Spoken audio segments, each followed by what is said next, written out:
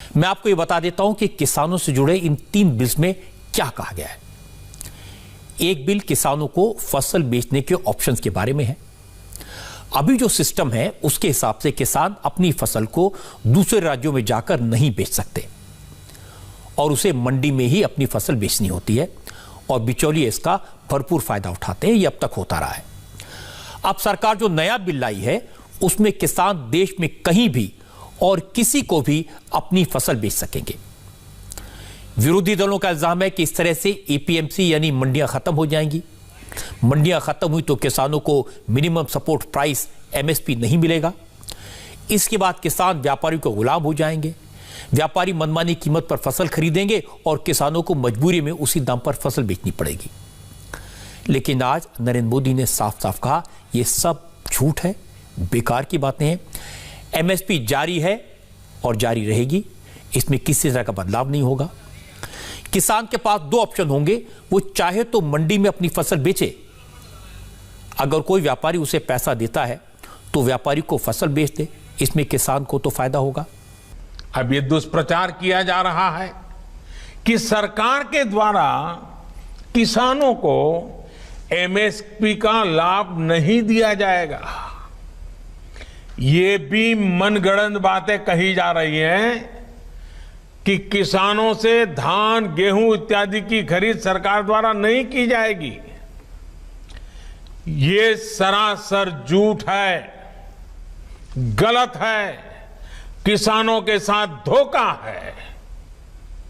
हमारी सरकार किसानों को एमएसपी के माध्यम से उचित मूल्य दिलाने के लिए प्रतिबद्ध है।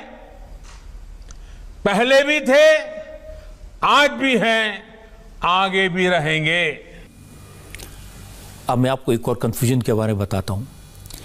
एपीएमसी को लेकर किसानों को बताया जा रहा है कि केंद्र सरकार के कानून से मंडियां कमजोर होंगी और इसका असर आने वाले सालों में दिखाई देगा। कहा जा रहा है कि 1-2 साल तक तो कंपनियां किसानों से उनकी फसल एमएसपी से ज्यादा दाम पर खरीदेंगी, लेकिन जब मंडियां खत्म हो जाएंगी तो कंपनियां मनमानी करेंगी। इस पर भी प्रधानमंत्री मोदी ने साफ साफ कहा एपीएमसी एक्ट को लेकर किसानों को गुमराह किया जा रहा है। अब तक तो किसान सिर्फ मंडियों में अपनी फसल बेचते हैं।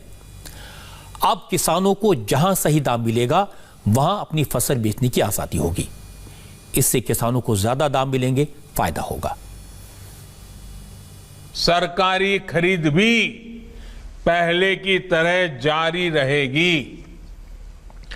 कोई भी व्यक्ति अपना उत्पादन जो भी वो पैदा करता है दुनिया में कहीं भी बेच सकता है, जहां चाहे वहां बेच सकता है। अगर वो कपड़ा बनाता है जहां चाहे बेच सकता है, वो बर्तन बनाता है कहीं पर भी बेच सकता है, वो जूते बनाता है कहीं पर भी बेच सकता है। लेकिन एकमात्र केवल मेरे किसान भाई बहनों को इन अधिकारों से वंचित रखा गया था, मजबूर किया गया था। अब नए प्रावधान लागू होने के कारण किसान अपनी फसल वो देश के किसी भी बाजार में अपनी मनचाही कीमत पर बेच सकेगा। मैंने इस बिल को पढ़ा है और यह बात सही है कि बिल में मंडियां खत्म करने की बात कहीं नहीं है। एक और इशू है जिसको लेकर किसानों को भड़काया जा रहा है। कहा गया कि सरकार के इस कानून से किसान अपनी ही जमीन पर मजदूर हो जाएगा, बड़ी बड़ी कंपनियों का जमीनों पर कब्जा हो जाएगा। मैंने बिल को पढ़ा, यह बात तो बिल्कुल गलत है। सरकार कॉन्ट्रैक्ट फार्मिंग के लिए जो कानून लेकर आई है उसमें एक बात साफ लिखी है कि किसान के साथ उसकी जमीन की पैदावार को खरीदने का समझौता होगा। वो ज्यादा से ज्यादा 5 साल के लिए हो सकता है, लेकिन इस दौरान जमीन को खरीदने, उसे गिरवी रखने या लीज पर लेने का कोई प्रोविजन नहीं होगा। यानी जमीन का मालिक किसान ही रहेगा। दूसरी बात यह कि फसल बोने से पहले उसकी पैदावार को खरीदने का समझौता होगा, उसकी कीमत तय होगी और व्यापारियों को किसान के खेत से फसल उठानी होगी और तुरंत 2/3 भुगतान करना होगा, बाकी 1/3 भुगतान अगले 3 दिन में करना होगा। लेकिन किसानों को गुमराह किया जा रहा है यह कहकर कि सरकार किसानों की जमीनों को बड़ी बड़ी कंपनियों के हवाले करने की साजिश कर रही है। इसीलिए आज नरेंद्र मोदी ने कहा कि सरकार जो विधेयक लाई है वो किसानों के लिए नई आजादी जैसा है। इन कानूनों के लागू होने पर किसान के पास अपनी फसल बेचने के ज्यादा ऑप्शन होंगे। इन सुधारों से किसानों को अपनी उपज बेचने में और ज्यादा विकल्प मिलेंगे और ज्यादा अवसर मिलेंगे। मोदी ने कहा कि किसान ऐसे लोगों से सावधान रहें जिन्होंने दशकों तक देश पर राज किया और आज किसानों से झूठ बोल रहे हैं।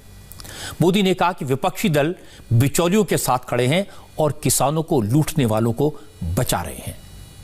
ऐसे लोगों से सावधान रहें जिन्होंने दशकों तक देश पर राज किया और जो आज किसानों से झूठ बोल रहे हैं।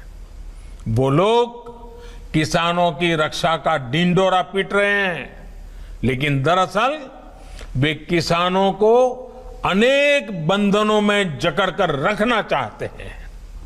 वो लोग बिचौलियों का साथ दे रहे हैं। वो लोग किसानों की कमाई को बीच में लूटने वालों का साथ दे रहे हैं। किसानों को अपनी उपज देश में कहीं पर भी किसी को भी बेचने की आजादी देना बहुत ऐतिहासिक कदम है। विरोधी दलों का इल्जाम है कि सरकार पर जमाखोरी और कालाबाजारी को बढ़ावा देने का काम कर रही है। सरकार ने गेहूं, चावल, दाल, तिलहन, तेल, आलू, प्याज जैसी असेंशियल कमोडिटीज को जो लिस्ट है उससे हटा दिया है। यानी व्यापारी इन्हें सीधे किसानों से खरीदकर जितना चाहे स्टॉक कर सकते हैं। अब किसानों को क्या बताया जा रहा है? बताया जा रहा है कि व्यापारी उनकी फसल को सस्ते में खरीदेंगे, उसे स्टॉक करेंगे, कोल्ड स्टोरेज में रखेंगे और कुछ दिन बाद व्यापारी मनमाने दाम पर ये जरूरी चीजें बेचेंगे। तो व्यापारियों का फायदा होगा, किसान का नुकसान होगा।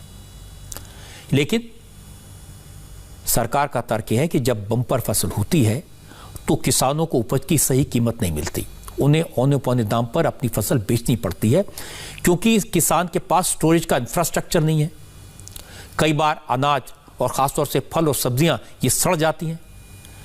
तो अच्छी फसल होगी तो किसान को कम दाम मिलेगा। लेकिन जब व्यापारी किसानों से सीधे फसल खरीदेगा और स्टोरेज का इंफ्रास्ट्रक्चर डेवलप करेगा तो इससे खाद्य सुरक्षा बढ़ेगी, अनाज खराब नहीं होगा, फल सब्जियां खराब नहीं होंगी और इसका फायदा किसको मिलेगा? किसान को।